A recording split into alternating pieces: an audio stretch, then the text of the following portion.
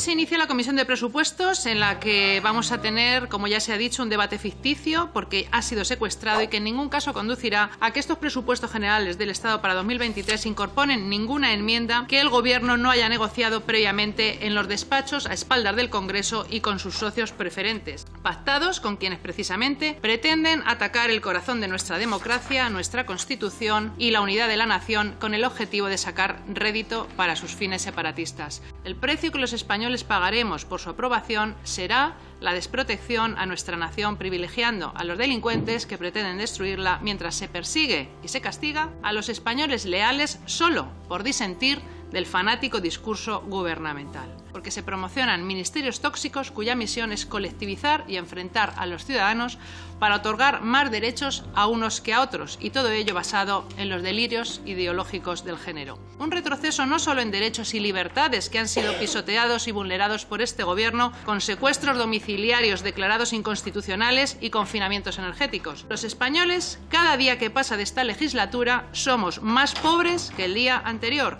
con más precariedad indefinida, más empresas al borde de la insolvencia, menos seguridad en las calles y las fronteras cada día más abiertas a la inmigración ilegal. El desmantelamiento del Estado de Derecho, el asalto continuado a las instituciones, poner fin a las libertades, a la democracia, un Gobierno instalado en la manipulación social y con el objetivo de disolver la unidad nacional. Frente a su ruina, la prosperidad. Frente a su dictadura encubierta, democracia y libertad. Y frente a su totalitarismo, la separación de poderes. Los partidos o hacemos de palmeros de este Gobierno, decimos sí a todo o no tenemos nada.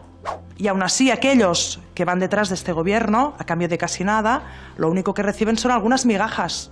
Ustedes no tienen mayoría para hacer esto. Y me preocupa este criterio. Se nos han vetado prácticamente todas las enmiendas en las que pedimos fondos de ayuda. Fondo para ayudar a pequeñas y medianas empresas y autónomos a pagar las facturas de la luz, porque muchas de ellas están a punto de cerrar porque no pueden hacer frente a esta crisis energética. También hemos pedido un fondo de ayuda para los ayuntamientos, porque la luz de las escuelas y de los edificios públicos también se tienen que pagar.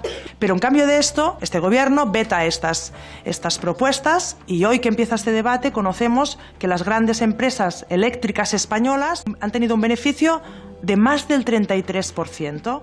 En agosto se aprueba un Real Decreto en el que se compensa a estas grandes eléctricas con 1.360 millones de euros. Este beneficio del 33% son casi 10.000 millones de euros, que es precisamente la cifra del Fondo de Ayuda a Pequeñas y Medianas Empresas y Autónomos que nosotros habíamos pedido. Por lo tanto, lo que nos preguntamos es ¿cuál es el criterio real de este Gobierno? Yo les pregunto, ¿no? Si alguien tiene voluntad de querer llegar a un acuerdo con usted, pues lo general es que haya una cierta voluntad de entendimiento al comienzo de una negociación y, por lo tanto, las partes traten de llegar a un acuerdo. Si un grupo me dice no quiero saber nada de ti, pues ¿qué quiere que les diga? La voluntad o la expectativa que yo tendré para llegar a un acuerdo será reducida. No son más que unos presupuestos de manual sanchista, que los presupuestos no cumplen con el principio de universalidad, que la AIREF, el Banco de España, el Fondo Monetario Internacional, Funcas, que nadie se los cree, que la subida que pronostican en la deuda y el déficit supondrá que muchas generaciones de españoles tengan que pagar durante años los derroches de Sánchez, que hay que permitir que las elecciones autonómicas compitan en competiciones internacionales para poder sacar unos presupuestos, que hay que presupuestar el gasto más alto de la historia en altos cargos y despilfarrar el dinero de los españoles, que Bildu les pide que para aprobar los presupuestos que acerque presos etarras a las cárceles vascas, los 19 que aún les faltan, y que incluso les otorgue el tercer grado penitenciario, que los independentistas le dicen que hay que modificar el delito de sedición para que los golpistas puedan volver a hacerlo cuando les parezca. Presupuestos de manual sanchista. Miren, vamos a cerrar el año con un crecimiento del 4%, la mejor economía de Europa. Vamos a cerrar el año con una cifra récord en empleo. Vamos a cerrar el año con una tasa de paro que no se veía desde el año 2008. Vamos a cerrar el año con menos déficit público que en el 2013, que en el 2014, que en el 2015, después de superar una pandemia.